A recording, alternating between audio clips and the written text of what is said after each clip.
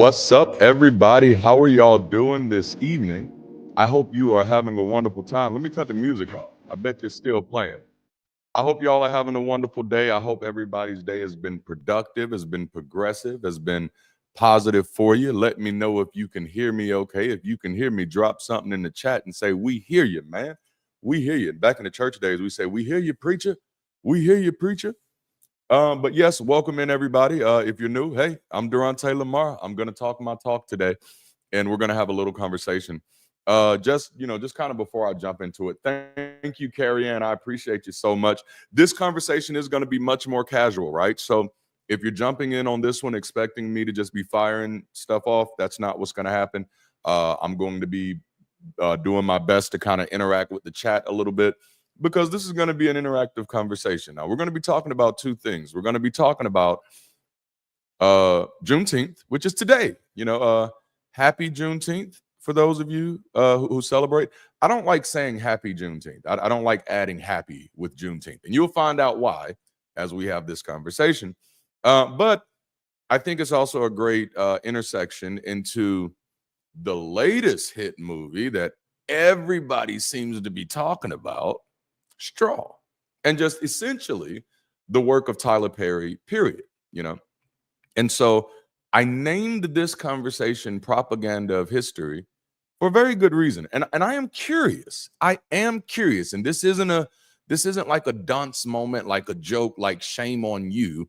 This is my sincere curiosity. Is there anybody who has made the connection why I decided to name this conversation the Propaganda of History in regards to both Juneteenth and Straw, and why perhaps I put W.B. Du Bois, for those of you who didn't know that's who that was, on the thumbnail. And for those of you who are watching on Facebook, I get it. You didn't see the thumbnail, so hey, no problem for you. But I am curious to see if anyone who has kind of put that together yet. It is kind of odd to say happy with Juneteenth, but I haven't thought of another way to say it as a greeting yet, right? Yeah, that's literally where I was, Carrie Ann. I was in that same way where I was just like, happy Juneteenth. I mean, I know it's a thing, but happy doesn't seem to be the right thing because I've always my standpoint is, and we'll talk a little bit about this more, is that I prefer to see Juneteenth as a commemoration, not a celebration, which is why I don't necessarily like saying Happy Juneteenth. But some people do, like even Memorial Day is a commemoration, not a celebration. But we still do say Happy Memorial Day. So it's just one of those things. Like I don't get tripped up by it like some of you do seem to do sometimes. Like if somebody comes up to me and says Happy Juneteenth, I'm not going to be like, ain't nothing happy about it. I'm not going to do that. I'm not going to do that. The recognition is absolutely important. Absolutely. And so we're going to run through, we're going to have like a multifaceted conversation here over the next 45 minutes. I do want to say, I was not planning on doing this, right? Like I woke up this morning. All right. So you all are not close to me yet. So you're still learning me. But my wife will tell you that there are 2 days that I get really, really agitated. 2 days out of the year that I get really agitated. Those 2 days are my birthday and Juneteenth. My birthday, because every year for the longest, on my birthday, I'd get hundreds, almost like thousands of happy birthday notifications that are going off all day long. And by far and large, it's like people that I don't know or people that don't support me, are not a part of anything that I'm doing. And so it just feels a little shallow for me, So I do experience a little agitation on birthdays, but then Juneteenth is another day. And I think I shared a post about it on my Facebook earlier. And it's primarily because it's one of those days where I really have to wrestle with what freedom actually means to me, you know? Juneteenth is a struggle for me. Juneteenth is as much as a struggle for me as July 4th was for Frederick Douglass. And I don't know if you remember, but Frederick Douglass wrote a profound essay or speech or whatever you want to call it, called "What is the 4th of July to the Slave?" You know, And so there's some things in that, but I wanted to kind of take it a little deeper. So before I get into all of that, listen, if you're not a part of my Patreon or my YouTube membership program, I do want to say right now we're like turning the heat up on things. So all of my paid patrons and all of my YouTube members get access to daily voice notes from me now, which has been really cool. I thought it was going to be cheesy. It turns out it wasn't. So they get these really cool, inspirational, critical thinking voice notes talking about the importance of building relationships with other people, navigating your day, giving yourself a chance to just pause, breathe, and think through what you're doing. And then also people at certain levels get free study guides. So all the study guides that I do with all of my videos, people in our patrons and our YouTube membership programs at certain levels, they get all of that. They get access to all of it, not like one or two of them, but all of it. So if you've not checked that out, go check that out. And the big thing, I wasn't planning on doing this today because I have like, I try to split my days up, right? So Mondays, Wednesdays, and Fridays are days that I focus on getting out content, getting out new video. I know I got to get into a batch schedule. It's just not happening yet because I think one of the things that people fail to understand is that I'm not just making YouTube videos. I am also writing books. You know, I am also building websites. I also have 4 kids. I also have a wife. And I have a dog. His name is Aston. He's an amazing beagle. I love him. His name is Aston Martin. Get it?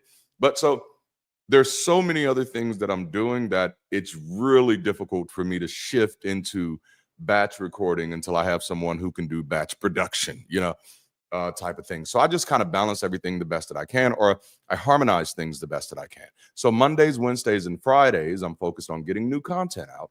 But on Tuesdays and Thursdays and my weekends, other than Sundays, I'm focused on, all right, what are the other things that we need to be working on? And so today was Mastermind because we're getting ready to relaunch our Mastermind community for those who feel like, if I'm a part of this world, I want to change this motherfucker.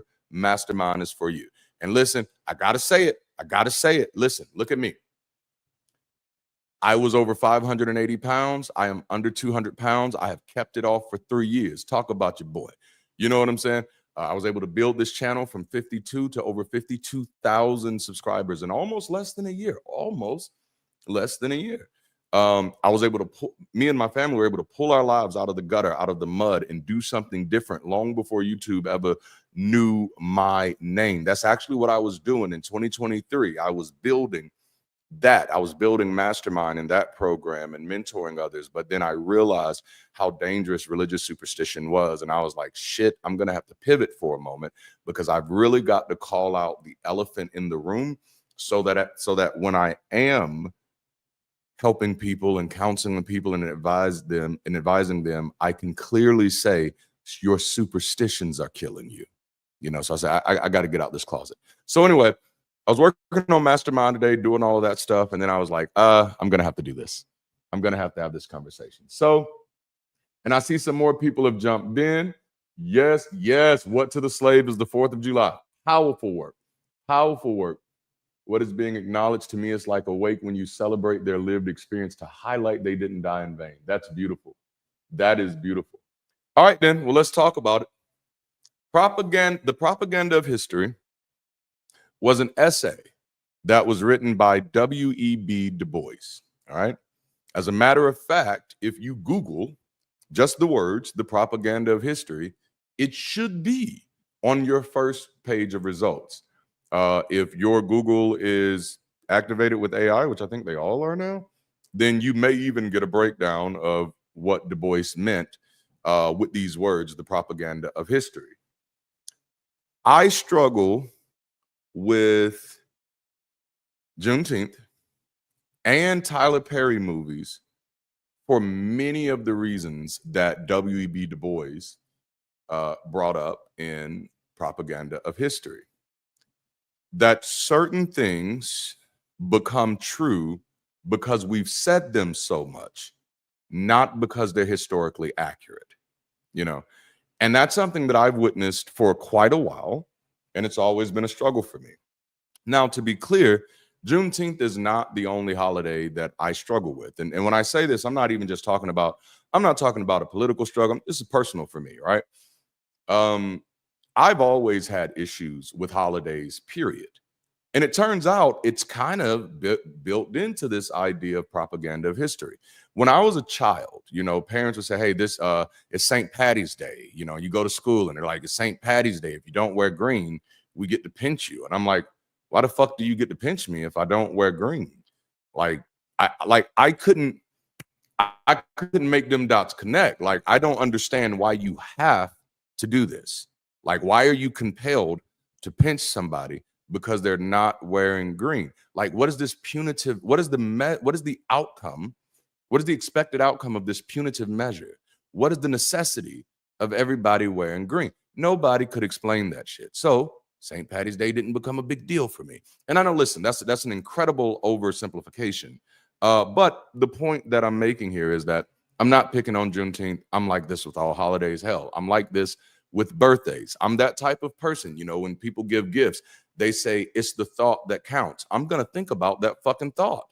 That's the type of person I am. So when someone says, "Hey, let's celebrate something," I want to know why. I want to know why. And Juneteenth was one of those things that bothered me because the why is problematic on quite a few areas. And what really bothered me, well, of course, like there's a lot of historical inaccuracy in the framing, and that could be purposeful or it just could be reckless. And many times, I think it's a little bit of both. So, like, I'll just go ahead and put out my biggest issue with Juneteenth, which is also my biggest issue with 4th of July, is that it frames freedom as something that was attained in the past, though it has not been attained yet. How can you have a freedom day and you're not free? But freedom for the African in America has become something totally different than it means to any other group of people. And so that's what bothered me. When I see people with Juneteenth shirts that say Happy Freedom Day, then what the fuck did Malcolm die for? If freedom was won in 1866, then why is Fred Hampton dead? Help me understand. I'm sorry, I did not mean to go this hard this early, but it's just, whew, it's those things. It's those things like freedom. Then what the fuck was the Black Panthers fighting for? What was Kwame Ture fighting for if freedom was gained in 1866? No. The whole story is propaganda. Number one, it's propaganda. Every time someone says Lincoln freed the slaves, like I just boil on the inside. I'm just so mature that I don't let that overflow on them because I understand the propaganda that they've been shaped by. And it's the propaganda of history. In the same way that Tyler Perry puts out several movies showing Black women in a very similar light. And then you get a large subset of Black women who say, "That's my story," when they've never lived that fucking story a day in their lives. That is the propaganda of history. It's like when you have people who say, we marched.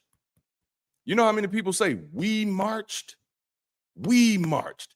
And then if you actually trace their lineage, you can't find an ancestor in the whole fucking lineup that ever marched for any damn thing. That's the propaganda of history. You just become a part of other people's narratives, and then you just repeat what you heard. You repeat what you heard. Now, what most people don't understand, and well, let me clarify. Let me tell you why most people don't understand. Because most people have never been interested enough to actually research this shit on their own. This is literally what W.E.B. Du Bois calls out shortly after the Reconstruction era. He calls out this fact that people are repeating history, that if they had just tried to look up, they know that it was false. That if they had simply tried, they know that it was false. Mark Black, thank you for the $5 super chat. He says, "I think it's more aspirational than actual. That said, celebrating freedom from chattel slavery is not wrong, more than an incomplete story." Well, what I would encourage you to do before making that assessment, Go back and read what W.B. Du Bois had to say about it. You know? And I think, to me, that's been one of the biggest problems with the Black community, is that we accept anything as freedom that's not actually freedom, just to be able to call it freedom. And that's odd. The Jews got a nation. The natives got reservations. We got the Jim Crow South and sharecropping. And that's what we want to celebrate? Yeesh. Now, the thing is, there is a story worth celebrating. And that's what bothers me about Juneteenth, is that all the people who are organized around it aren't actually telling the story that is worth celebrating. And the story that is worth celebrating is that, according to Lincoln, this came out of his own mouth, that if it wasn't for the Black freedmen, the Civil War would have not been won. That is not the narrative that Juneteenth celebrations are sharing.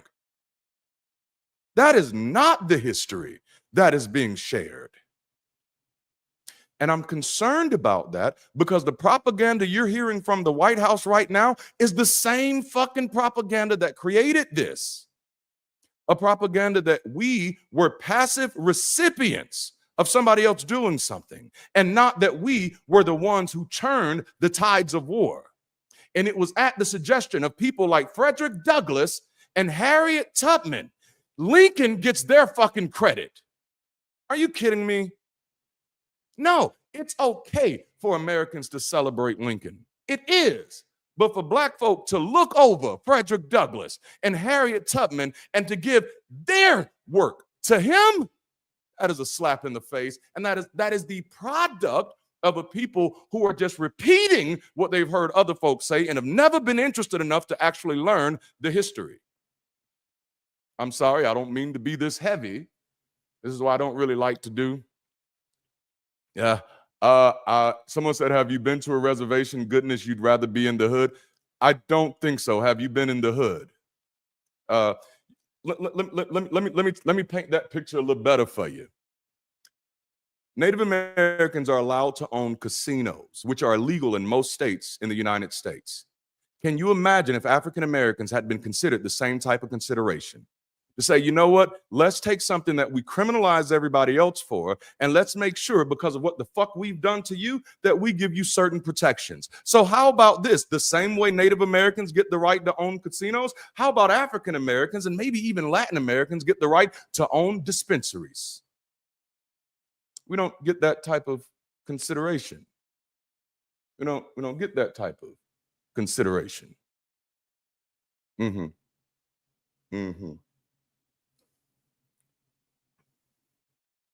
Absolutely. Harriet Tubman did like a lot, man. A lot. I have looked at the data. If you want me to look at the data, share some data. Don't just throw a comment in, share some actual data. And by the way, please remember, my background is sociology and my other background is project management. So my whole life is data. It is data.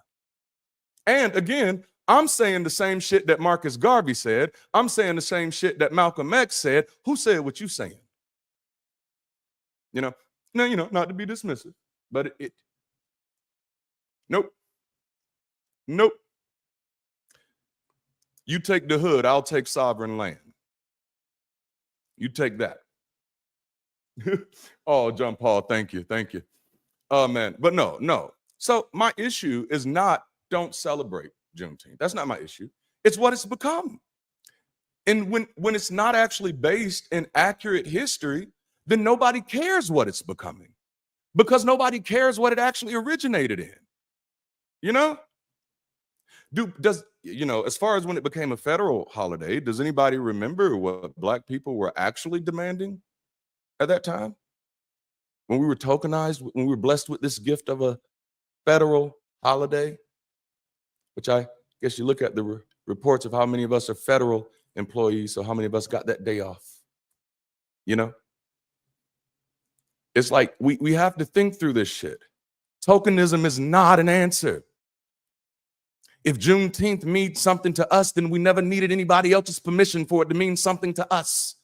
We didn't need nobody else to wear dashikis for it to mean something to us. But the problem that I see is that Juneteenth has become another moment for us to just get together and sing Christian songs and talk about how the Lord got us over, and then to regurgitate propaganda that has no basis in actual history. And so I've been to several Juneteenth celebrations over the past few years, and not one of them has mentioned the Black soldiers who actually fought in the Civil War. None of them have even mentioned the fact that when Lincoln made the Emancipation Proclamation, he excluded 15 slave-holding states because they were friendly to the Union from the Emancipation Proclamation. Like, why aren't we telling the full story? Because you have to craft a narrative that makes the African American grateful for America's intervention. That's insane. Now, I'm not saying, well, I'm saying a lot. I'm saying a lot. It's the propaganda of history. It's the propaganda of history. What happened, what Juneteenth, my problem is, and please look at the organization that really pushed for this. Their version of the narrative is dangerous. And it's not dangerous because I said so. Dr. King said that, not Dr. King, sorry. Dr. W.B. Du Bois said this himself right after Reconstruction. And I'm telling you, it's an essay. It's a long one. But if you read it, what will chill you to your bones is you will realize that it is what he was saying that they were saying, oh, I cannot stand the NAACP. We'll talk there. We'll talk there. And W.B. Du Bois is a good reason of why I cannot stand the NAACP. The NAACP strategically used W.E. Du Bois against every Black leader we had. And then once he realized that what he had done, they made his life so miserable that he had to move to Ghana, which of course Ghana was grateful for, and I was grateful to have him over there. I wasn't over there, but I was grateful to have him over there. But you know, the narrative is incorrect. The narrative is that these Black folk in Texas were so aloof of the biggest national tragedy going on in the world that they didn't know that they were free until the good white folks showed up. As a matter of fact, they were just sitting there waiting. This is not history. This is the same bullshit as Manifest Destiny. And the sad thing about it, what you don't realize is that the longer propaganda is allowed to exist, the people it's meant to degrade begin to degrade themselves based off the propaganda. Man.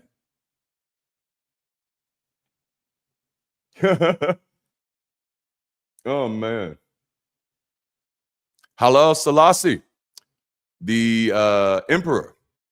Rastafarians built an entire legacy around him and Marcus Mosiah Garvey. That's right. That's it. It is an intentional miseducation. And the only way you don't see it is for you to not read the words of the people who literally lived their lives going through it. Instead, you prefer to receive the Cliff Notes version from people who didn't even see the humanity of those people. That's not a smart way to learn about another culture. You don't learn about another culture from the regime that oppressed that culture. At that moment, what you're learning, there's no way you can teach me a history that you're not even interested in studying. What you're teaching at that moment is not history. It's propaganda. It's propaganda. That's right, Mark Black. Damn the NAACP. To this day, they've done nothing to actually help. Yeah, go and watch Time to Kill. Time to Kill will show you what the NAACP is about. That movie with Samuel L. Jackson. Yes, I think they deserve to die, and I hope they burn in hell. That movie, it shows you exactly what the NAACP is about. And he didn't want it. Selassie did not want it. He did not want it. Actually, he didn't care. It was just like they all the way over there, like way over there, you know. But no, like if you want to learn about Black history, stop taking the Cliff Notes, stop taking the sanitized version, stop taking the Americanized version, right? This is one of like, and when I say this, I'm not talking just to white folk, because that really ain't your burden.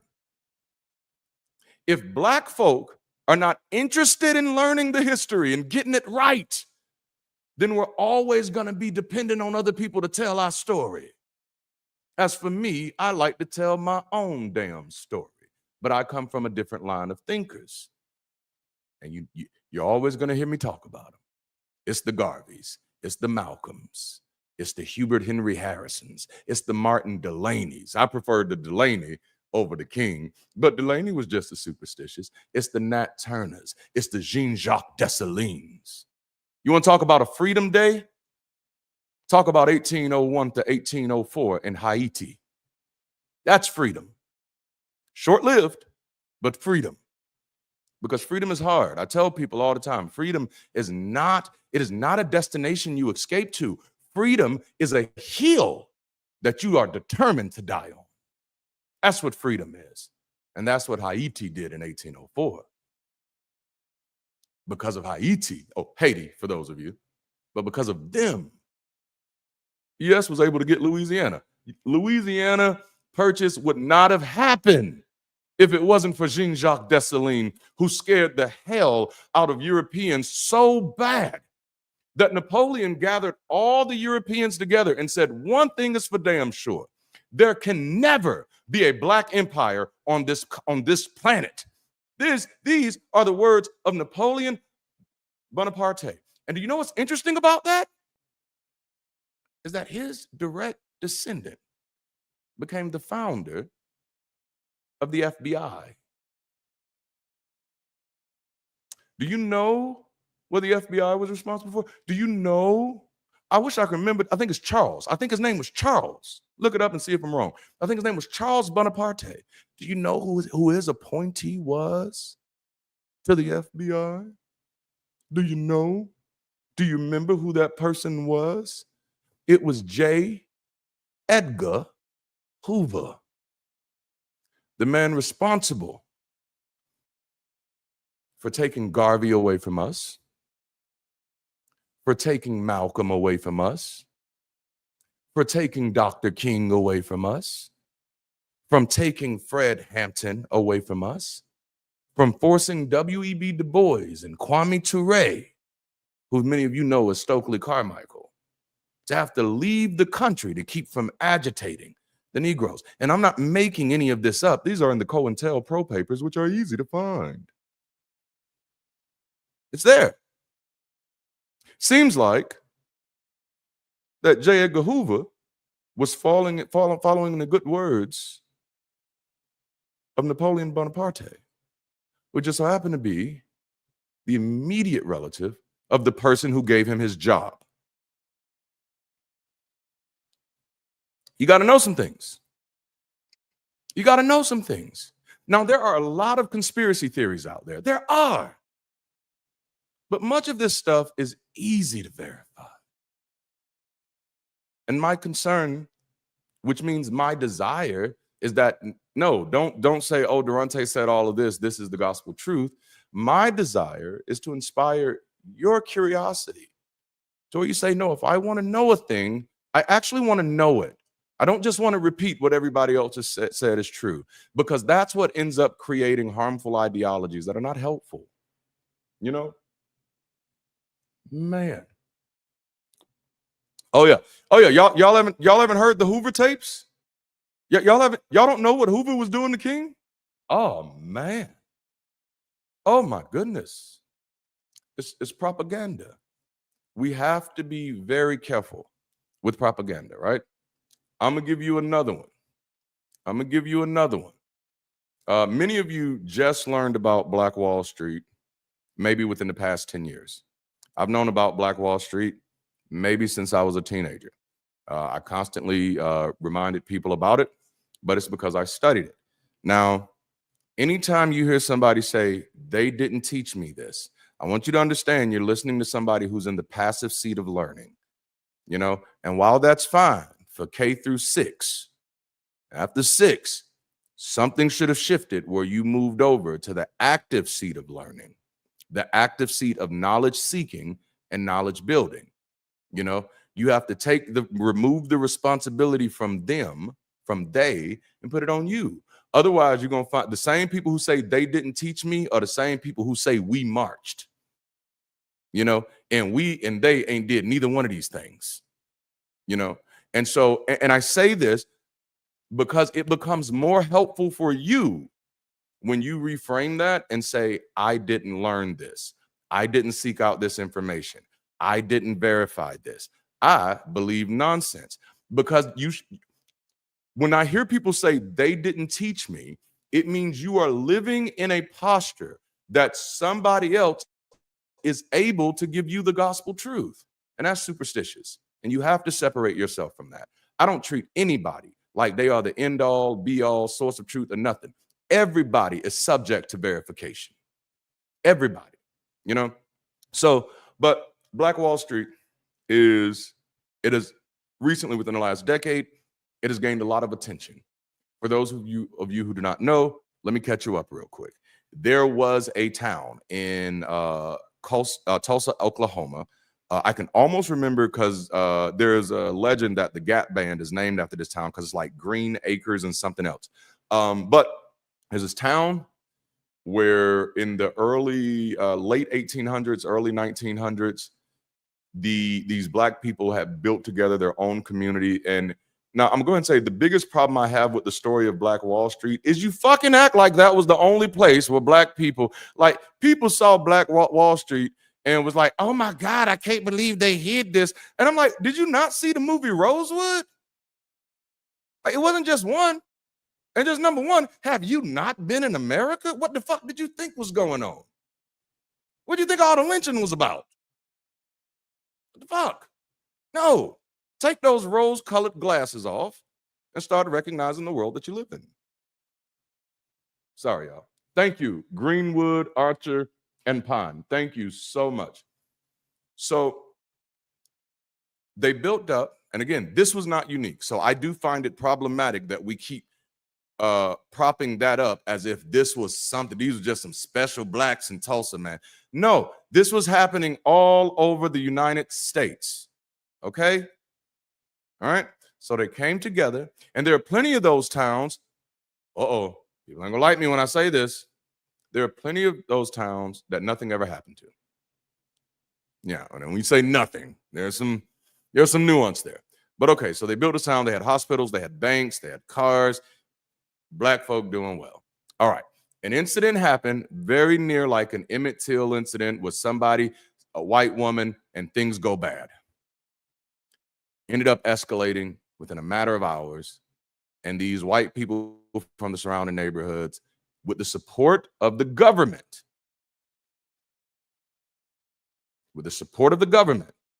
dropped bombs on this neighborhood. Started off with just Molotov cocktails with people running through, shooting stuff up, shooting indiscriminately, such as Americans have behaved.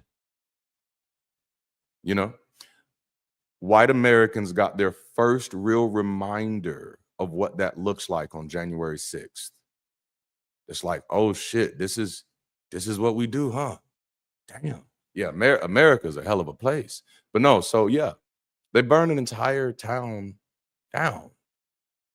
Now, here's the propaganda part. Well, I've already highlighted one part of the propaganda. Here's another part. The propaganda is that that's the end of the story. The propaganda is that this is why Black people don't group up and work together. No, there are plenty of Black people that group up and work together. There's just plenty more who use the propaganda as reasons not to. Because what people said is that was the end of Black Wall Street. And those people never came back from that.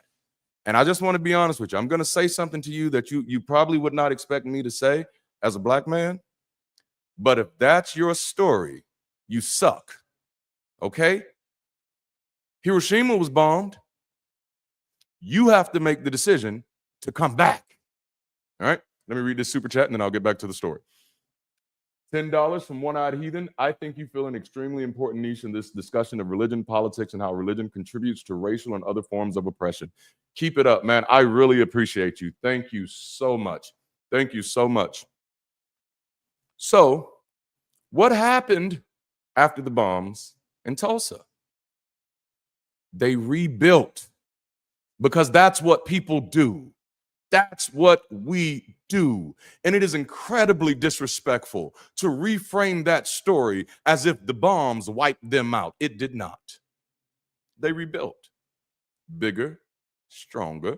The records are there. It's easy to validate. It's easy to verify. So you say, Darante, if the bombs didn't wipe them out, what destroyed Black Wall Street? Man, if I was a millionaire, and I'm not, I'd give somebody $1 million if they could answer this question right now. I am curious. Does anybody know what actually destroyed Black Wall Street? If Black Wall Street was not destroyed by the bombs, if they rebuilt after the bombs with greater tenacity than ever, because that's typically how the human experience works. The more you persecute a people who are collectively working together, the more they pull together to fight back. Does anybody know what actually killed Black Wall Street? It was not an outside job. Well, sort of, but not. You ready? Integration. Integration killed Black Wall Street. Oh, I like Hydra. I like Hydra. Hydra. That's hilarious. Integration killed Black Wall Street. And I don't even mean in a negative, like evil way. I'm saying those are the consequences of assimilation. Okay? Those are the consequences of assimilating into a capitalistic environment that promotes a consumeristic culture where your idea of winning becomes keeping up with the Joneses. And so the impetus that led you to build Black Wall Street was that we could not shop in anybody else's stores. We could not go to anybody else's restaurants, and they had took all of ours. So we decided to build our own. But when integration came in, and that is not what the fuck we asked for, by the way, but when integration came in, it crippled Black communities across the United States. And all you have to do is study the wealth gap. It was on the rise after that. You know? It's like, oh, now I get to go shop at such and such. And that's not just a racial thing. Someone just brought it up, like the Walmarts. Walmart killed several mom and pop shops.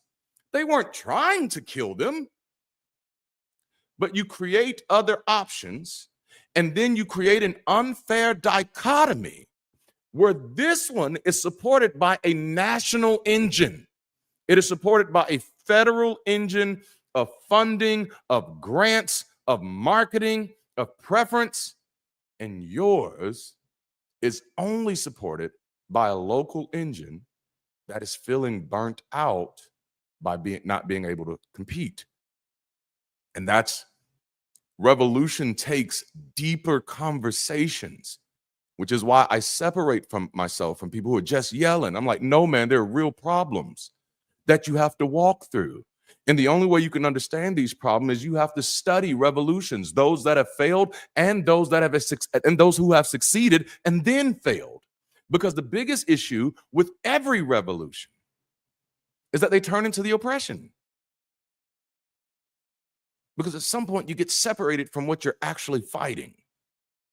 You know, at some point, you're just looking for a story to tell yourself to make you feel better about your losses.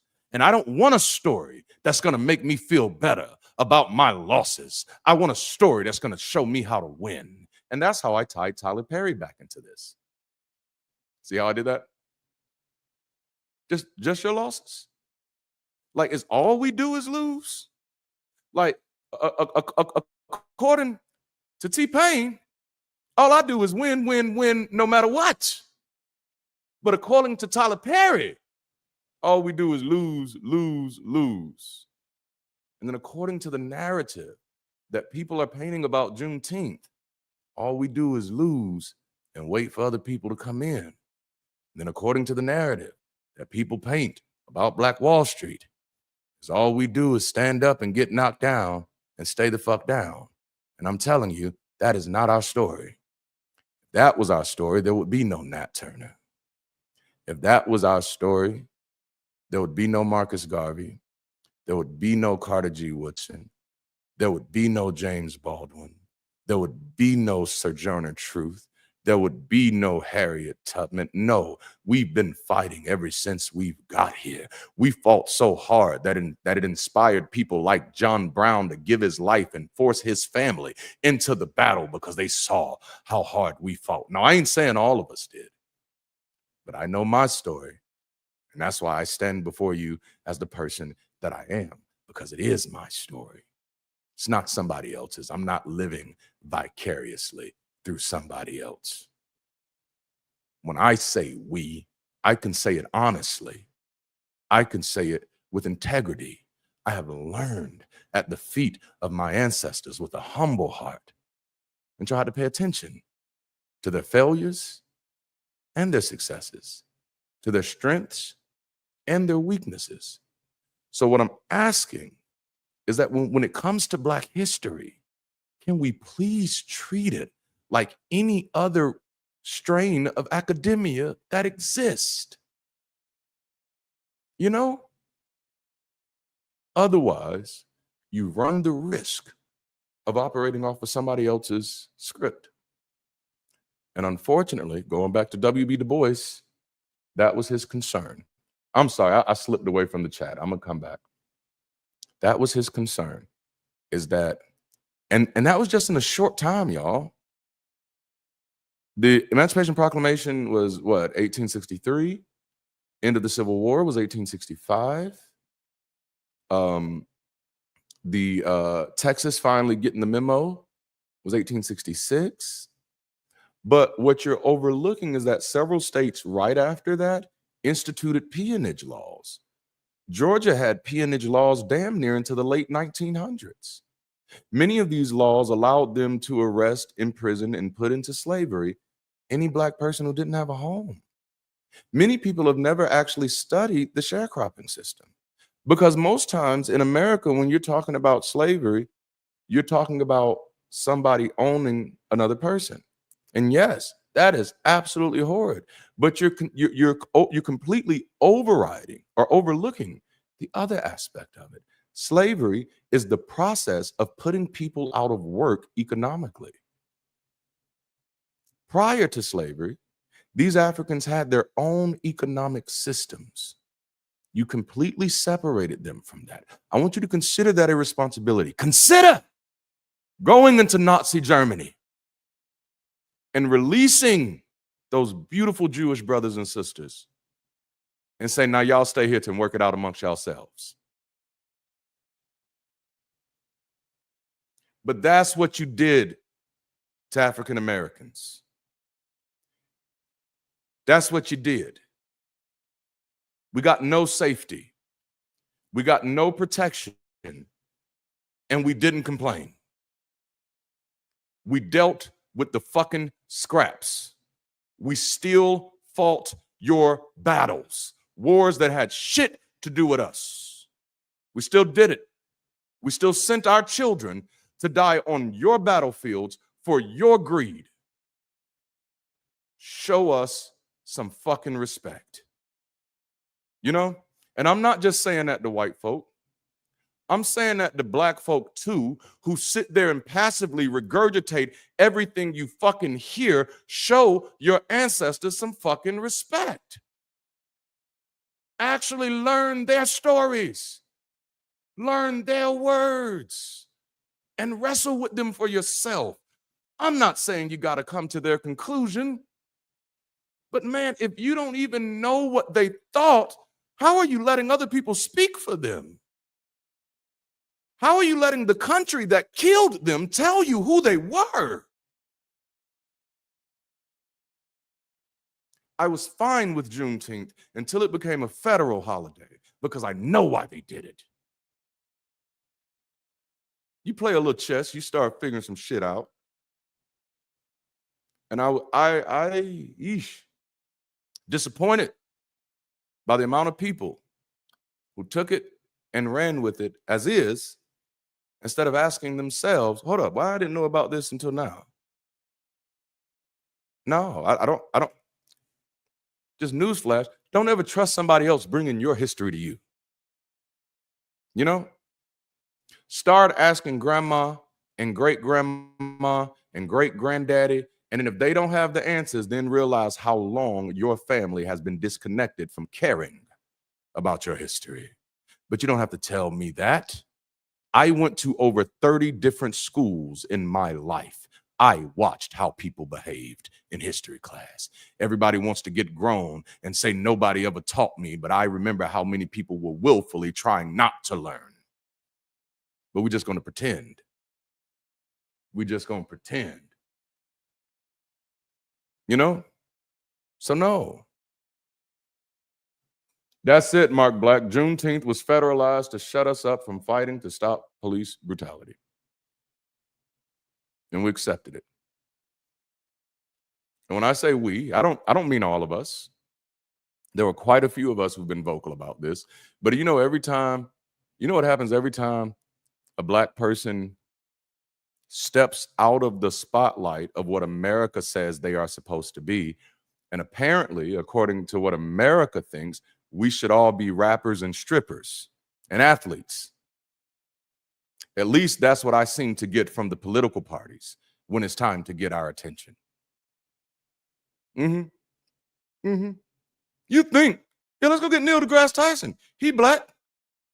Nah, not Neil. Not Neil. Okay.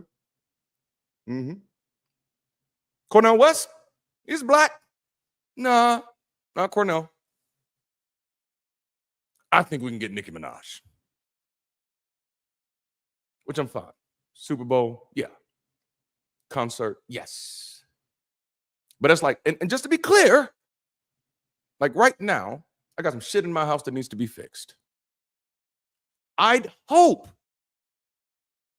that we'd go to the people who signed up to fix it. Not the people that, that wasn't what I was really thinking about, but I'm glad to be here. But they do that. And it keeps supporting this idea that there are no Black people out here that's trying to fix it. They all just want to sing and dance. They just want to play ball. And as long as we make it where they make money while playing ball, they're going to be satisfied. Read the propaganda of history, and you will see that this is not new. This is not new. This is not new. And so for Black people, you have to shake the bullshit. Let me redeem Tyler Perry real quick. All right. The overwhelmingly majority of Tyler Perry's work is absolute garbage. I said it. Absolute garbage. Absolute garbage. Oh my God, it's so garbage. There's a few good ones, but the glaring majority is absolute garbage. Now, when I say that, let me say something else unpopular so you will understand. Okay? I feel like Dune, movies 1 and 2 is garbage. Okay? So now that we got that out the way, it's fucking entertainment, right? So don't come for me because I said I didn't like something. That's my fucking right. I have a right not to like something. As a matter of fact, I don't like God, so I built the whole channel on that shit. You know? But no. The point is, we're not always going to like it, right? We're not always going to like it. And we shouldn't expect everybody to like it. But if we put a moratorium on speaking on it just because he's a black man, then what we're doing is keeping ourselves from having conversations about things that may or may not be in our best interest. So, number one, there is a problem here. One of this problem is ours, where we're approaching entertainment as it's supposed to be the reflection of our lives. Oh, hell the fuck no. One of the things that scared me, and I'm gonna be honest, this scared me when I was a pastor, because I had a person in my life who was watching Love and Hip Hop at Atlanta at the same time, and she was like, "Oh my goodness, oh Mimi is so like me. I want to be."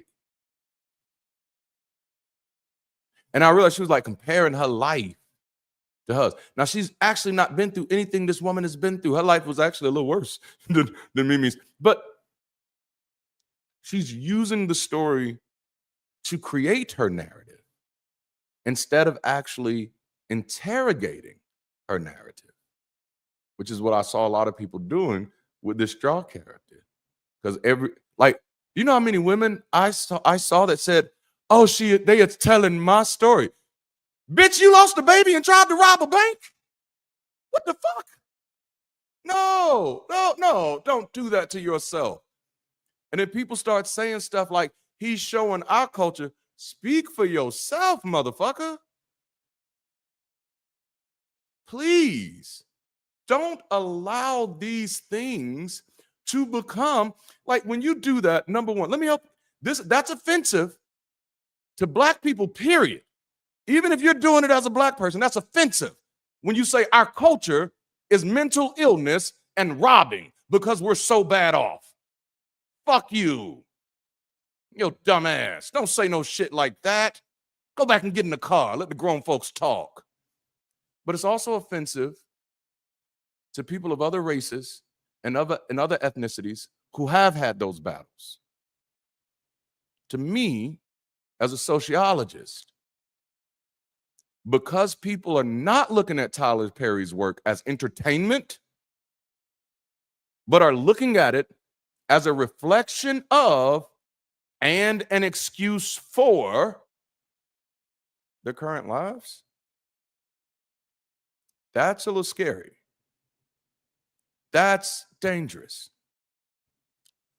Let's talk about what he's getting right, okay? Because what we're walking through is the propaganda of history. Now, what Tyler Perry is getting right is he is absolutely an American success. He is an American success and an African-American success story. He comes out of poverty, demonstrating that, you know what? You can do it. I personally, and this is just the type of sociologist I am, I believe, well, and it's also just history. People do that everywhere. I personally don't believe there's anything about unique about America in that aspect. I think a lot of that is propaganda as well. I find that resilient people make their way. And this is why we've invested a lot in this country, taking that resilience away. You know?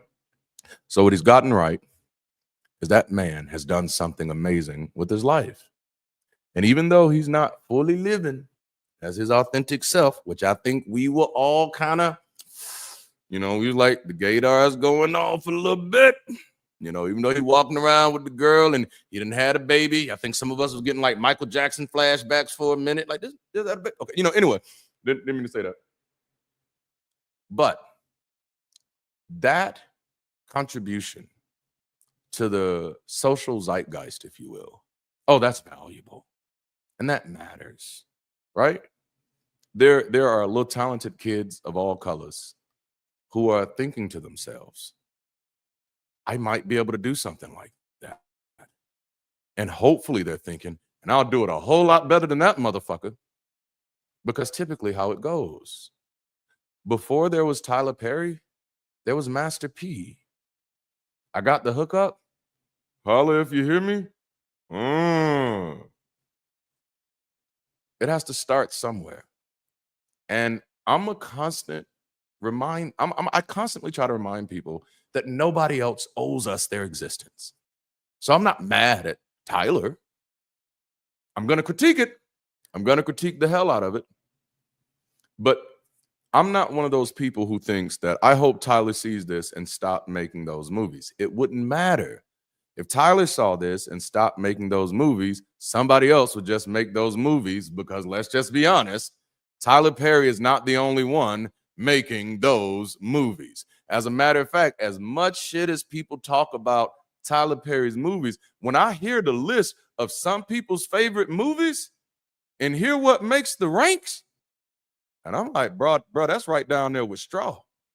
Yeah, man. You know? So, yes, that has some value. I don't want us to become so hyper focused on that value. Like, because I struggle. I'm me. Like, people ask me, Darante, are you a socialist? Are you a communist? I'm like, I don't have that privilege. I don't have any of that. I'm here and I'm making it, you know? But it's the propaganda of it that you got to look through. So, the value is great, but because we do live in a capitalist society, we can hyper focus on the value and not actually pay attention to the metrics. So, one of the things that people give Tyler Perry credit for is paying Black people more than anybody else would pay them. And I want to tell you that might be illusory. And I want to explain this.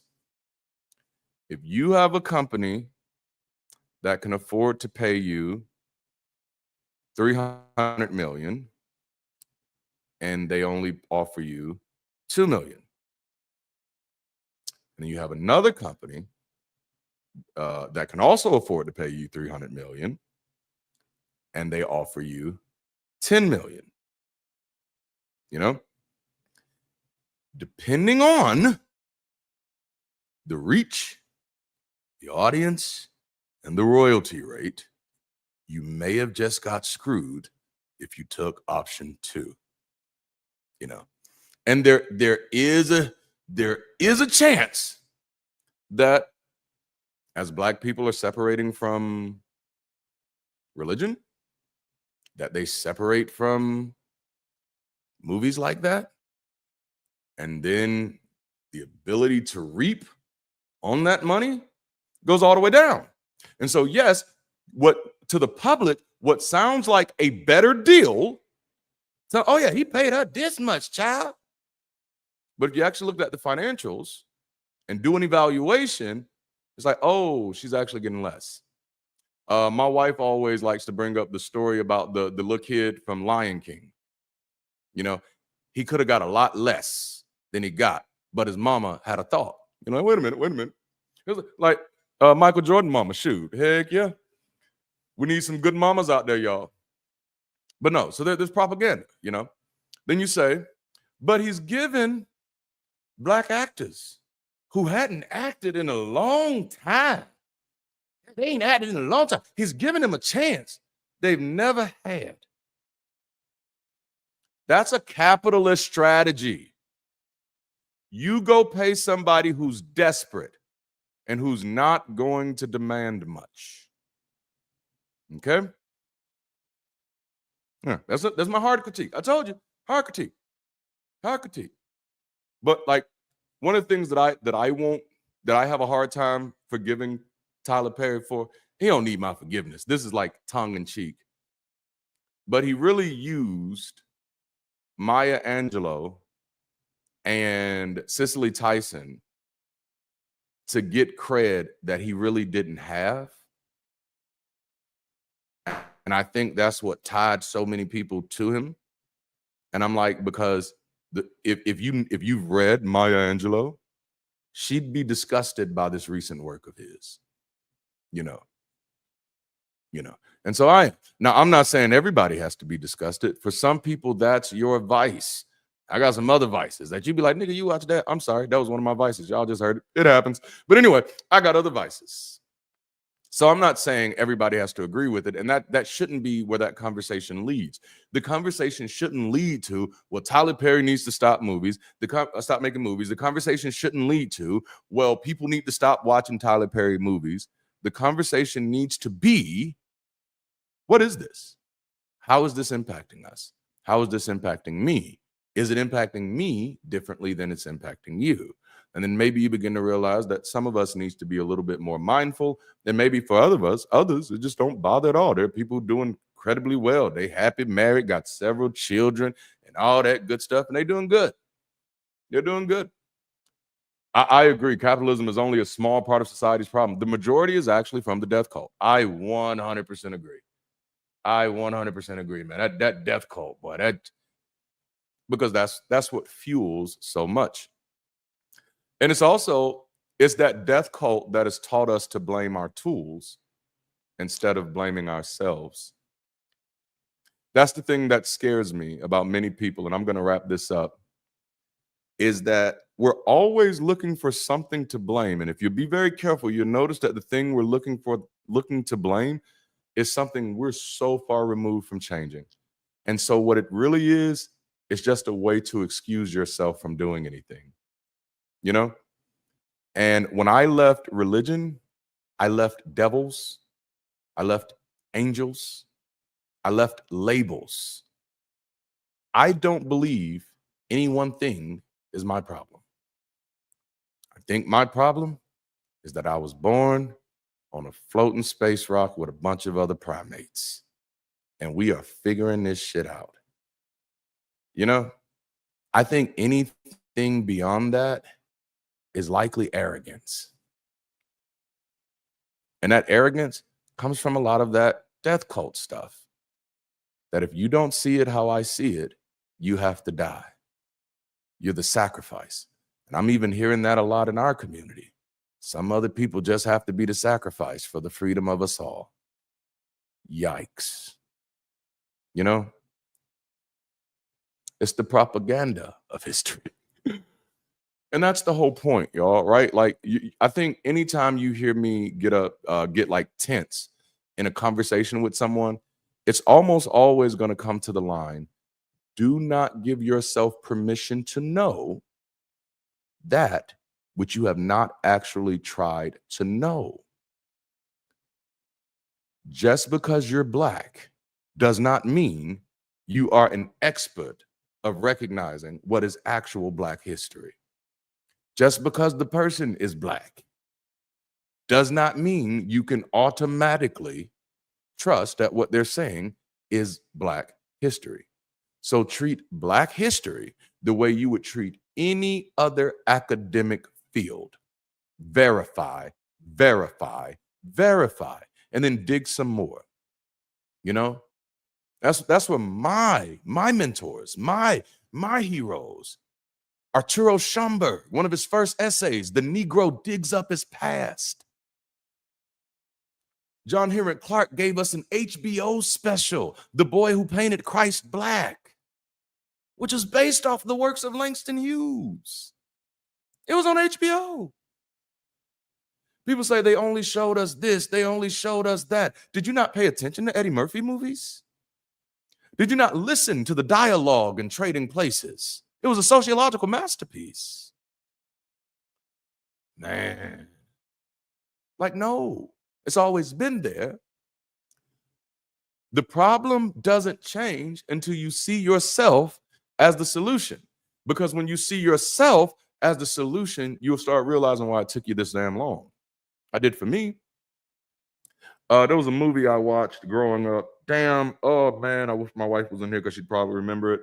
But it was with Tommy Davis Jr.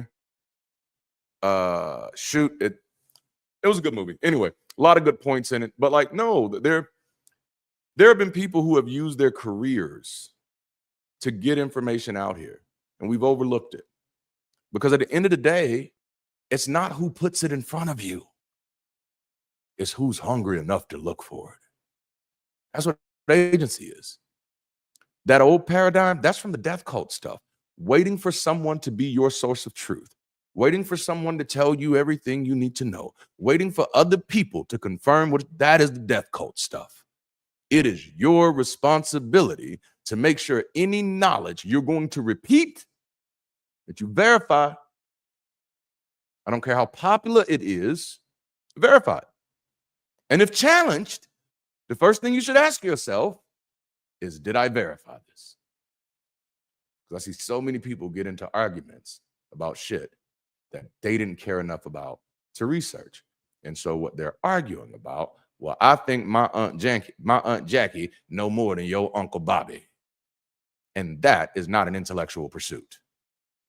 You know? Skepticism is progressive. Yes. Man. That's in a cable package. That's hilarious.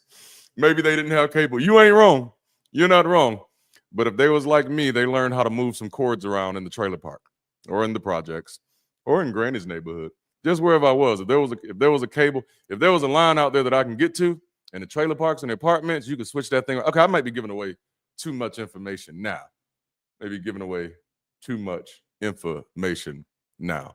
But again, y'all, the propaganda of history. If you've never read that essay, it is a little lengthy, but I promise you, especially for those of you who are concerned about the state of this country, and then for those of you who are concerned about the state of the world, please go read that.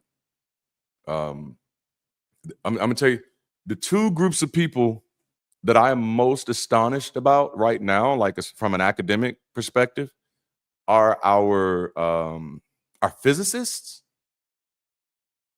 and our sociologists. Just historically, man. Historically. And I'm not trying to make these two academic disciplines better than any other ones, but historically, don't snitch in the bars, right? Historically, sociologists and physicists have contributed so much to society and our understanding of it in ways that are glaringly counter culture. Like when you go back and you read some of Carl Sagan's works, holy shit, he was warning us about this stuff then. But like literally, if you go read anything from any of the Black revolutionaries who weren't in the cuckoo camps, because yes, there are cuckoo camps. Don't look at me because I'm just saying that some of these motherfuckers was cuckoo for Cocoa Puffs. I'm just saying it is what it is. We know who they were. But if you go back, you want to know, go read some of those revolutionaries, man. Go read their work. And what you'll realize, like some of the stuff that you're just realizing now, and I think people think I'm calloused and and that I'm unemotional about it because I don't seem as emotionally invested as everybody else. And that's because, baby, I am a revolutionary, not a reactionary. There is a book called Revolutionary Suicide, and I've recommended it. Read it. But I'd encourage people to do better than that, you know? I know your teachers told you it was a horrible idea for those of you that are millennials, but just start with fucking Wikipedia, man. You know, just type in revolution. And I'm not just saying just study Black revolutions, study all revolutions to get an idea so nobody is able to tell you what is and what isn't. Oh, got a super chat. Oh, it's a sticker. Thank you, Puggles, for the $1.49 super sticker. Thank you, Darante, babe, for putting in the link to the propaganda of history. You know, at this point, the biggest reason we need to break this spell of superstition is because people need the freedom to see themselves as a part of the solution. And I'm gonna tell you, religion isn't the only superstition you're dealing with.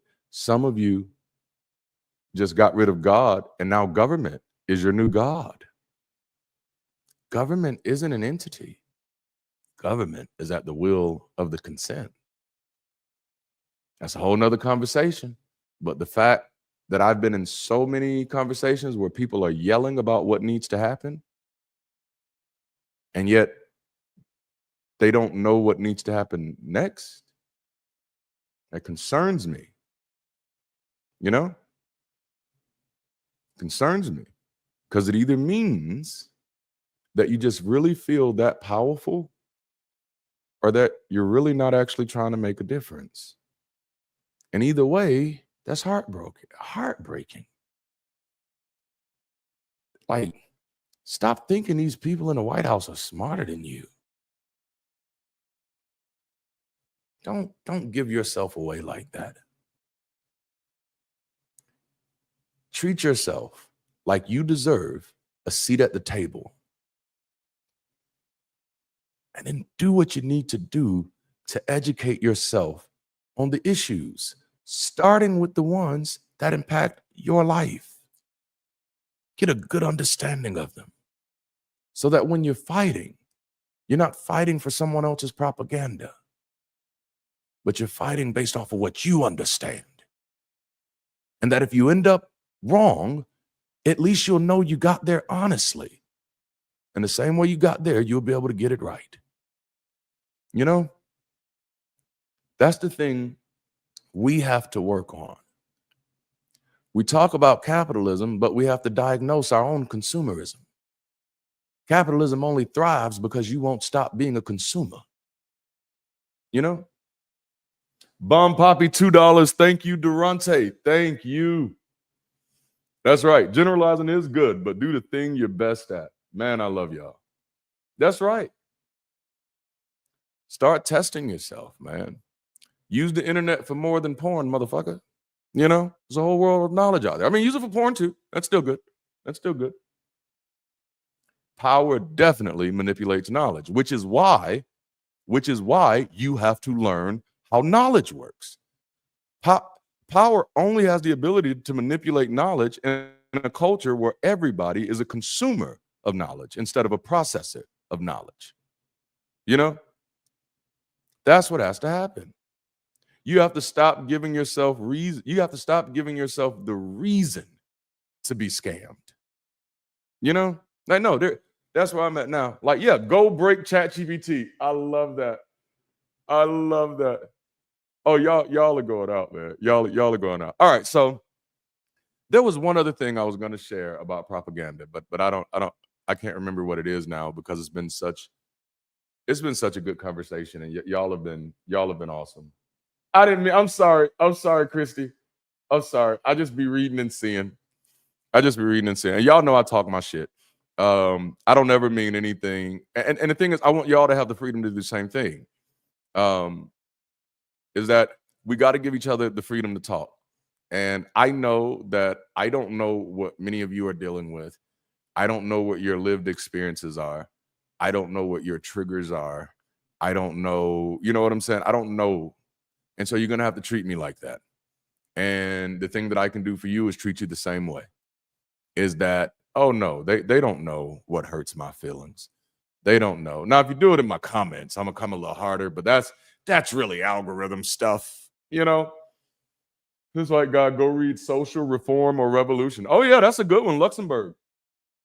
That's it. And that's the thing, read it all. Like, take nothing off the table. Want to know everybody's story. Stop assuming everybody who's been told that someone has told you the villain is the villain. You go verify that they're the villain. Some of them are, some of them might not, but either way, you don't want somebody else's villain. If you got a villain, it needs to be your villain. You need to understand why this person is villain. Otherwise, people will just be able to use that word to point you like a gun at anybody. You know? And I'm like, don't be that person. Don't be that. And all of you get it. Oh, I'm quoting scriptures. Get understanding. Just don't give yourself permission to know anything you don't know. Don't do that. Make sure you know. You know? Make sure you know. Because then, this is my biggest concern, and I'm done. You might be a missing piece in understanding something. You know what I'm saying? There are people who can read stuff, they can study stuff, and they can look at it. But then somebody else comes along and looks at that same thing and say, Eureka. You might be Eureka, bitch. You know, why are you robbing us of this Eureka moment? So please, don't trust us like that. I know as a species, we've climbed a long road to get here. But at some point, we're going to have to get really comfortable with seeing every member of the human race or of the human species as equally a part of the same team. As equally. That's hard for us.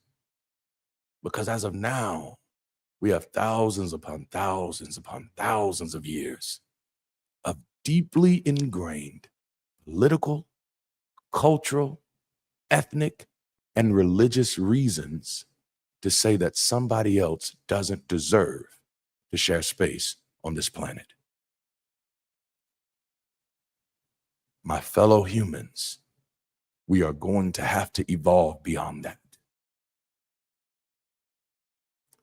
And that is not easy work. That is not easy work. But that is the fucking assignment. If you dare call yourself a humanist, that's the assignment. But we need more people at the table who are willing to do the hard work of figuring out what the fuck that looks like. And that's the problem. We want a world that was designed by a creator where everything just makes sense and we can go out there and be like Adam and Eve and just be chirping through the damn lilies and shit. You want Eden, motherfucker. You need to grow the fuck up. There is no Eden. We are on a floating space rock that can get knocked the fuck out of the sky like a pop fly at any moment. And you out here trying to smell the roses. Now, let me stop. I ain't tell you don't smell the roses. I love to smell the roses. I'm not saying don't smell the roses. But I am saying don't be smelling the roses while the fucking country is burning down. Maybe you say, hey, I normally like to smell the roses, but maybe now I should do something different with my fucking schedule. You know? That is my last story and I'm out. One of the last documentaries I watched on Malcolm X, which was a great one. I have to go back and find it and share it with y'all. But it was, of course, about his assassination, but it was focused more so on the people's response after the assassination. And for those of you who don't know, like, let me show you something. Let me show you something to just show you how dishonest you've been. Don't tell me you care about Malcolm X or you studied Malcolm X if you don't know what the speech was he was going to give the day he was assassinated. Don't tell me that shit. Because if you cared, and if you believe that man was onto something, you would have looked up the speech that he was about to give that day. Message to the grassroots. Okay? But anyway, they were interviewing different people, and I wish I could remember this flat on. It's been so long. But they get to one lady, and she is in tears. She is in tears. And they're asking, what's wrong? And she's like, I was going to go to the speech and I didn't. And that wasn't the first time. And then she said she realized at that moment that she had never taken it seriously. If we're not able to even discuss that part of the story, we're never really going to take it seriously. If we're not able to move beyond the propaganda, then we're never going to take it seriously. You know? And so the truth of the matter is, it wasn't just an oppressive government that destroyed many of my heroes. It was also an apathetic people. You know?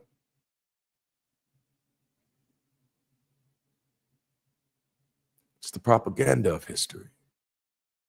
Propaganda can make you feel like you've done something that you haven't. It can make you feel like you've won something that you haven't.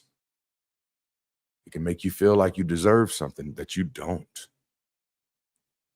You got to move past the propaganda of history.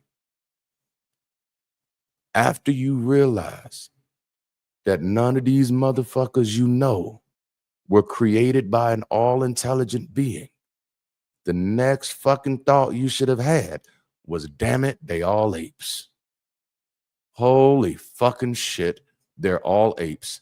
And I've been letting these fucking apes make all of my damn decisions. What makes this one ape better than me as an ape?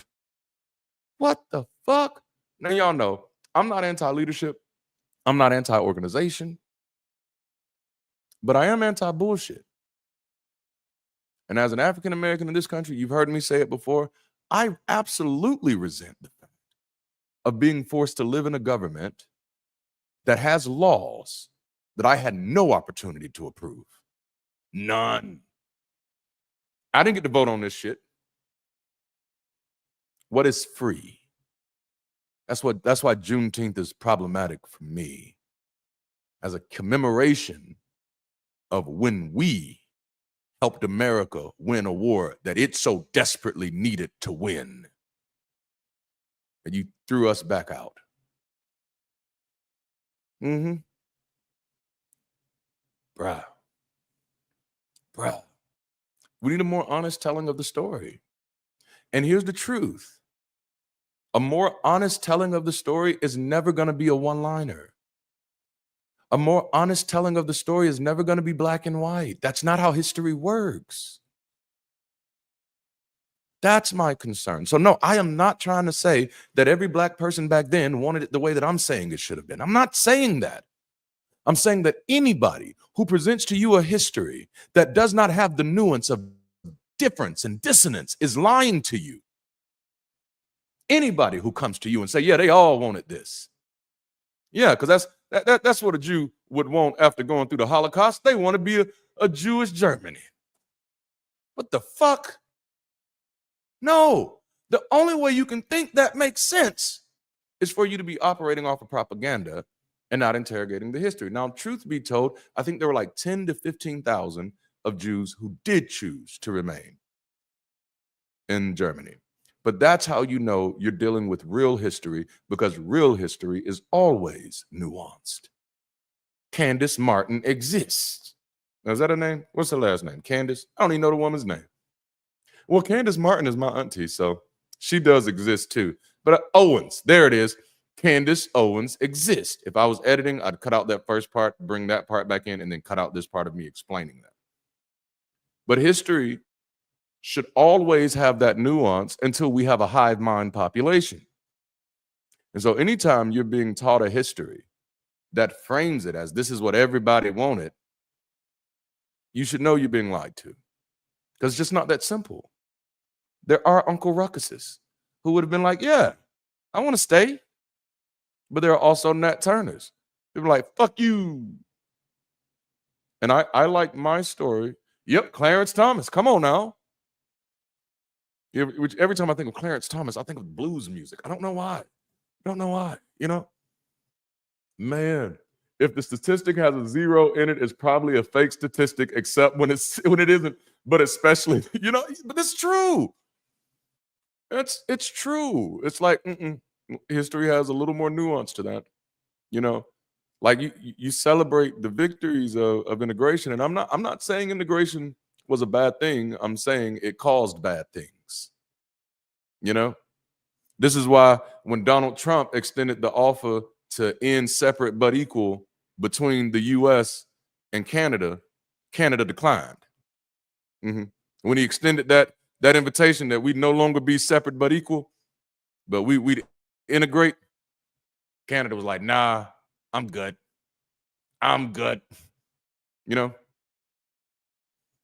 If a black person even mentions that they would have preferred not to integrate, we're called a racist. Called a black separatist. That's what I got called. That's the first time I thought about it. Like, yeah, I guess I am. I mean, if Canada are Canadian separatists, then I guess I am too. Yes, I would like to be separate from the people who don't believe that I have a right to run my own fucking life. Yes, I would like to be as far as fuck away from them as possible. Please separate me from them motherfuckers. Put a line, build the wall until they get their shit together. Because as I taught the black community when I was a black nationalist, racism is not your problem. That's their sickness. Don't you be out here trying to solve racism. That's not your sickness. That's their sickness. You solve your problem. Your problem is you don't have sovereignty. Your problem is you don't have self-determination. Your problem is that you have to live under laws of other people who can change those laws at whim. That's your problem. Identifying such and so as a racist just makes you a kid in a school ground, in a playground. No. Solve an actual problem. White folks, for those of you that are racist, solve your damn problem. That's what y'all need to do. Y'all get together and solve that shit. Black folks, stop trying to solve white folks' problems. And white folks, I'm probably gonna get some flack for this, but stop trying to solve black folks' problems. Until you can look at each other as family. You know? That's one of the big things. Like, even well-intentioned white people have caused some real damage, and they weren't trying to. But I mean, that's not a color thing, right? Haven't we all been well-intentioned at some time and done something that was absolutely harmful in ways that we could not have expected? That's how things happen. When you stop thinking that everybody's a fucking evil genius, stop giving them that much credit. They're a dumb ape at best. You know? No. Honestly, some people is fucking up your life on accident. They ain't even trying to do it. That is what living is like. That's a hard pill to swallow, but it is what living is like. And you can't forget that shit, you know? So if you want to tell me what's the biggest sin that has been committed in this century, the biggest sin is human beings behaving as if somebody else has power over them. You need to go back and watch Roots, motherfucker. Your daddy should have held you up to the sky. You know what I'm saying? And let you know ain't nothing else on this earth greater than you. That is so true. Once you give a charlatan power over you, you almost never give it back. You got to treat that motherfucker like a bully and kick his ass. That's how you got to do that. You know? And see, that's what I'll give Tyler Perry credit for. His plays, oh, that shit was fire. But because his plays were actually my life. Now, his plays, well, specifically just one aspect, just the drug addict mother. That was my life. But almost every scene he wrote about the way the woman behaved was some of my lines, you know, some of my lines. That's right, Brene. No gods, no masters. You know, I found out very recently, it's hard to say, but apparently I'm a fucking anarchist. I don't know how it happened, but it's not, I'm not saying like I just became one. I realized like, damn it, I've been an anarchist my whole life. But the way anarchy has been explained to me, and this is going back to the propaganda of history, the way our anarchy has always been explained to me, I'm like, no, I'm not an anarchist. But I'm like, oh shit, I actually am. Like, ever since I was a child, I've never followed other people's rules. Like, your rules has to make sense to me, and then I choose them as my rules, and then I flip them motherfuckers. You know what I'm saying? Like, y'all say jerry-rigged. I got another word that I use where I come from, but we're just gonna call it Darante rigged today. You know what I'm saying? But you know, that's, you know, arachnism. Oh, that is hilarious. That is hilarious. Yeah, I'm you know, anarchism, omnichism, whichever one you want. Either everybody makes the rules or nobody makes the rules. I think one of the biggest problem is in this country, and I've thought this ever since I was in high school, is that we allow people to have an opinion about shit they shouldn't even have an opinion about. Like, certain of things that we're discussing, like, that's not what the fuck you supposed to be there for. You know? But all power to the people is what I'll say to that. And Americans, that's what you need to remember. All power to the people. When this country was established, it was allegedly established to be a democracy. Democracy is beautiful. It is beautiful. But if you honor democracy, then you're honoring a world where the majority has power over the few. I might be okay with that. I don't know. I have to think that shit through. When maybe, and again, this takes some wrestling and it takes some work. This ain't for children. Or maybe it is. Maybe we need the children working on this problem. But we need to be seriously thinking about, how do we get to a place where it's all people, all power? Mm-hmm. Thank you. What is it? Design. Oh, is that Design Song 1? I like that.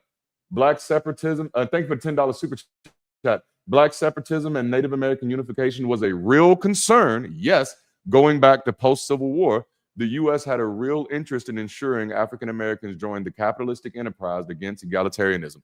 You preaching it. You are 100% preaching in the same way that my wife and I was just discussing today, that the Black church has been like a safeguard against feminism, which is why so many people think Tyler Perry is their hero. Because so many people have been separated from these type of ideologies. Actually, I did just finish a novel last week called Muskogee, and that's what it's about. It's about Native Americans and African Americans at that time working together, while putting in the fact that the African American umbrella is bigger than people think. Like, when people think African American, they think the only African Americans that are continental African Americans are the ones who are descendants from American slaves. That is the stupidest shit ever that anybody could ever think, because that means you completely forgot that the French and the Spanish were here first, you dumbass. And no, when they left, they didn't take everybody with them. So yes, there were people who gained their freedom from France and gained their freedom from Spain that did not leave when they left. So yes, there are Africans who were in America before the US was here. My family was one of them. My family has been in Alabama since before Alabama was a state. But the propaganda of history, to believe that every Black person who came to America had to be a slave, is to completely overlook every Black person who pioneered a fucking ship for white folks to get over here. You have to like X out so much of history to get this version.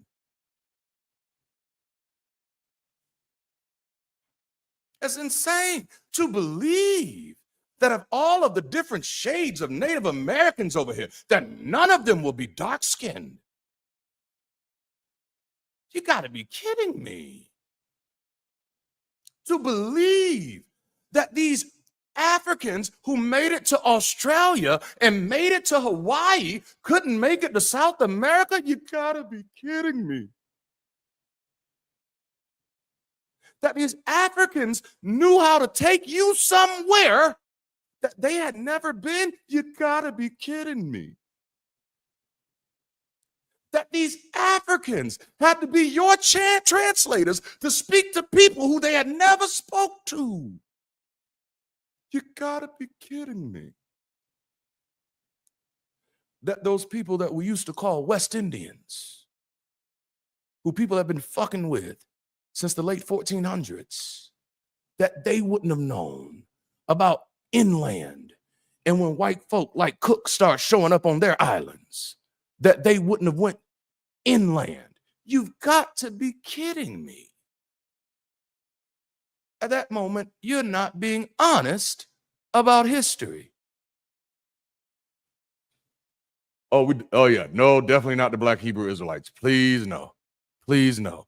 But it's because of this fucking dishonest history that the Hebrew Israelites, the Moors, the Nubians, and all the other pseudoscience bullshit get to take advantage of our kids and get them trapped up in bullshit. It's a black brain drain. So no, there's a fuller history there. History is more nuanced than the story that people want to tell. You know, I think that's something I always encourage people in my videos. When you find yourself saying something, you got to ask yourself, who benefits from this? You know? Yes, the Polynesian navigation, absolutely amazing. Because I'm like, man, like, love your life, love yourself, and love this world enough to do the best you can to get the story right. You know what I'm saying? Because that's the only thing that's going to help us move forward. Otherwise, you're just waiting to be manipulated by somebody else. You're waiting to trust somebody else to lie to you. And I'm telling you, baby, you don't have that privilege. You don't have that privilege to wait for somebody else to tell you another lie. You know, you're going to have to get responsible. You're going to have to get honest. Man. The anti-narcissist, $4.99 super chat. Thank you so much. Serving hope with critical thought and compassion. Thank you. Thank you, man. Yes. Yes. One-eyed heathen I was. I was a preacher for quite a while. I was a fairly good one, as a matter of fact. Like, I used to preach my ass off. Man. And know where to find land. It's absolutely amazing, Dragons in Genesis. It's amazing. There's a whole complete history. Mansa Musa, yes. Oh, man. Mansa Musa. Now, he was a fascinating character. And, oh, my goodness, different groups in Africa have many different opinions. But that's what I love about history. That's how you get a fuller picture. Man. Oh, I got a 99-cent channel sticker. Thank you, Puggles. Oh, man, I do appreciate narcissism, manipulation, is discussion more. People were actually afraid of it. Yes, absolutely, man. Man. But I can sing in chat. I love that, Brene. That's beautiful, man. And that's the thing, like, everybody has to find the freedom to do the thing that you can do that makes sense and that contributes and that grows with you. We have to move away from this world where if you're not doing it like me, you're not valuable. Or if you're not doing what I'm doing, you're not valuable. Or if you're not doing this thing that leads to the money, you're not valuable. We have to get back into this place to realize that we can all play different parts and we have to honor every part that's played. Now, I don't know if that comes from me being a musician or what, but we've got to get there. So like I'm never upset when people can't afford to give because we have people who can afford to give. And I think I've done whole sessions on this where I'm like, no, the people who keep this chat lit on fire, you're helping do just as much as the people who are giving. People who are giving, don't stop giving now. Don't stop giving. You're doing just as much as them too. You see how you got to keep greasing the fucking wheel. you got to keep tickling the balls. But big point is, sorry, I know just through somebody just spit their shit all the way out.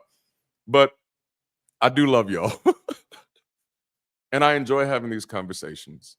And I hope it's doing something for y'all and giving you something to think about, giving you something to create conversations around, and maybe hoping you decide what you want to do with your time. There it is, tickling the balls. There it is. Got to tickle the balls. My wife was saying yesterday, she was like, people got to stop treating you like they can just rub you and get what they want out of you. And I was like, I don't know if they rub in the right place. It's a joke. It's a joke. Too much. Oh man.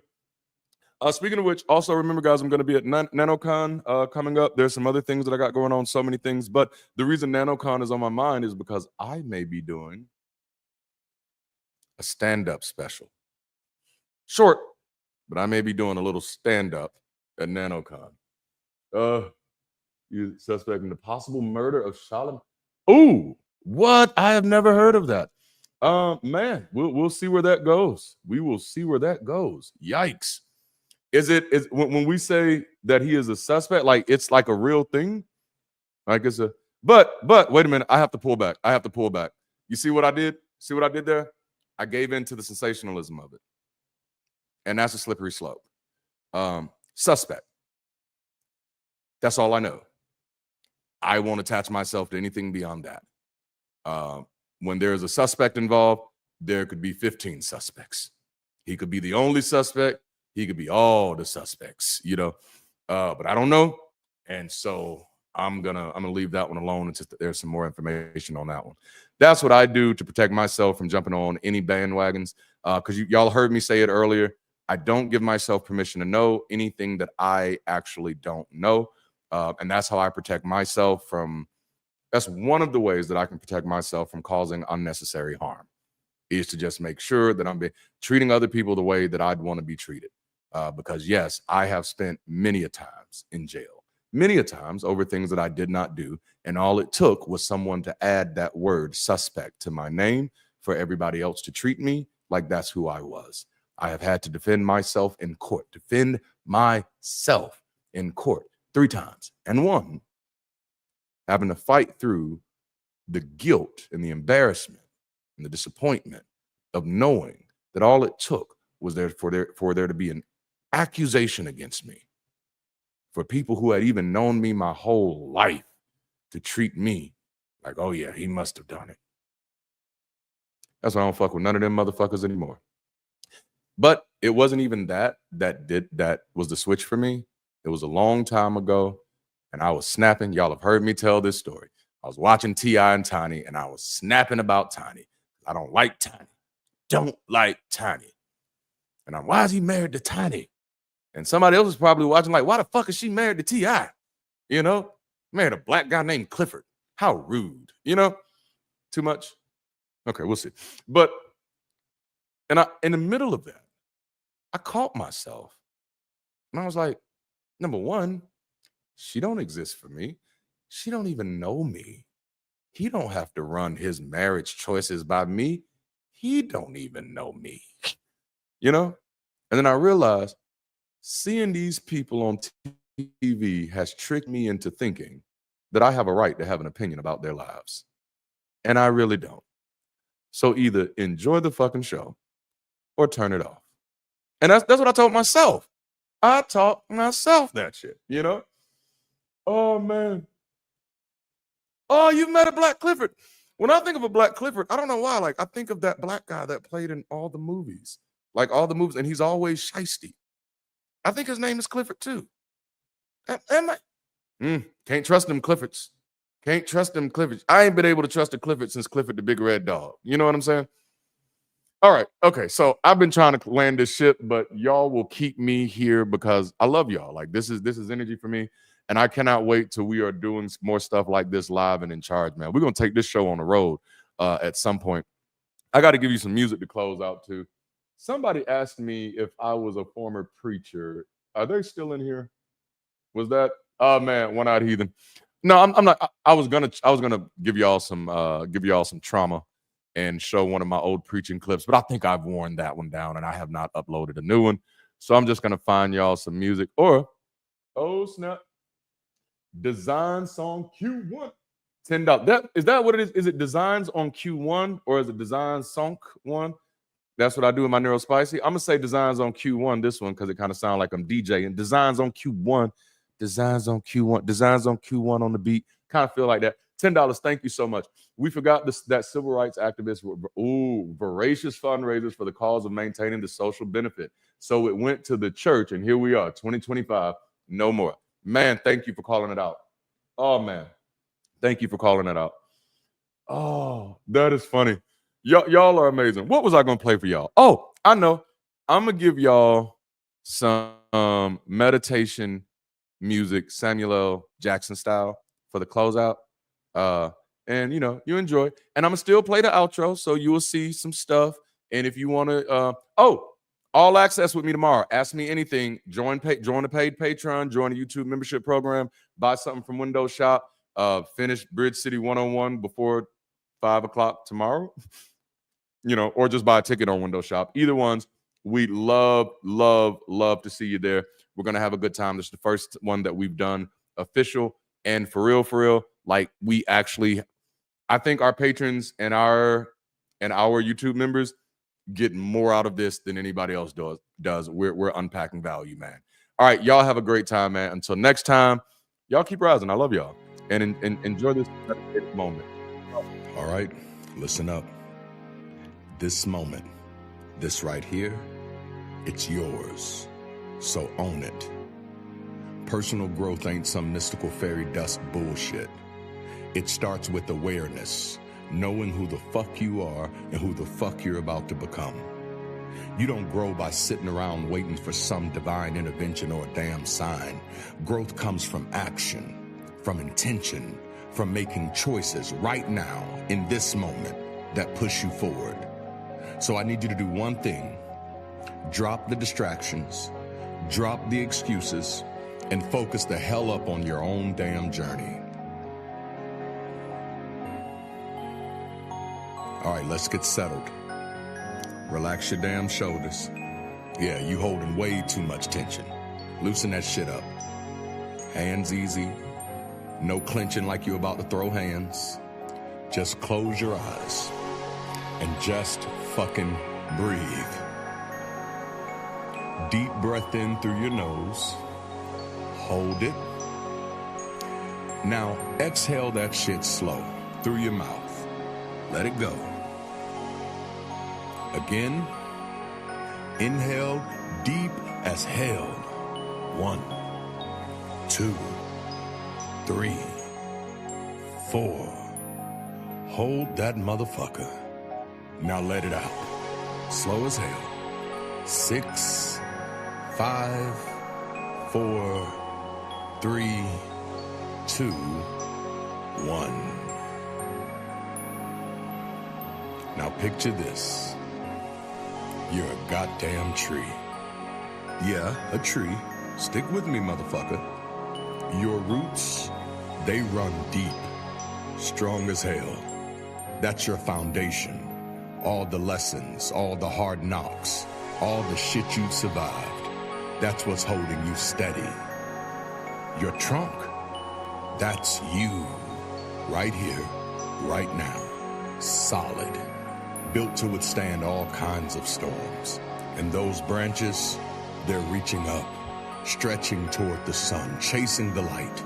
That's your future, your dreams, all that limitless potential just waiting on your ass to grab it. You're not just standing still, motherfucker. You're growing. You're evolving, rooted in your past, stretching toward your future.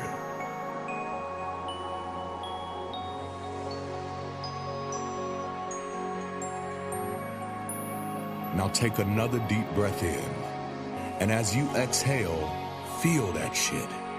Feel yourself getting stronger, more grounded, more intentional, more alive, goddammit.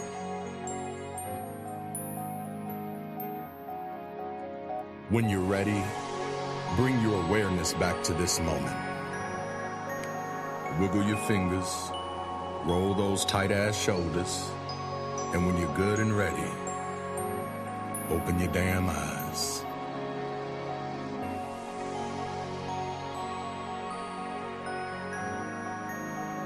All right, now say this with me like you fucking mean it. I am the architect of my own damn growth. Every step I take builds the foundation for the badass I'm becoming. Say that shit again, louder, stronger. I am the architect of my own damn growth. Every step I take builds the foundation for the badass I'm becoming. You've got greatness in you. And that ain't no feel-good participation trophy-ass statement. It's real. You hold the fucking power to shape your future. Say that shit to yourself. You gotta trust yourself. You gotta show up for yourself. No one else is gonna do it for you.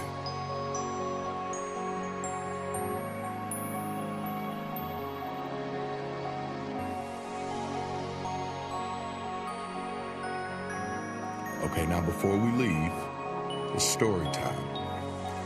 Two little seeds lay side by side in some rich-ass soil. First seed, that motherfucker was all about it.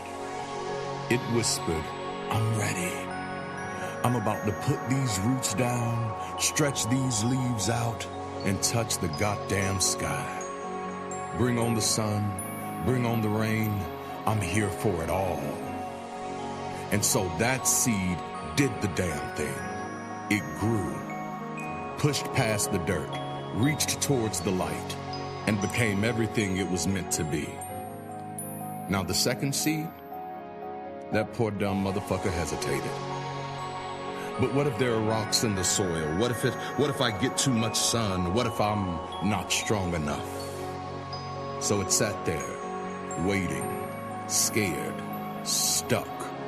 And while that first seed was out there thriving, that second seed never even got the fuck up.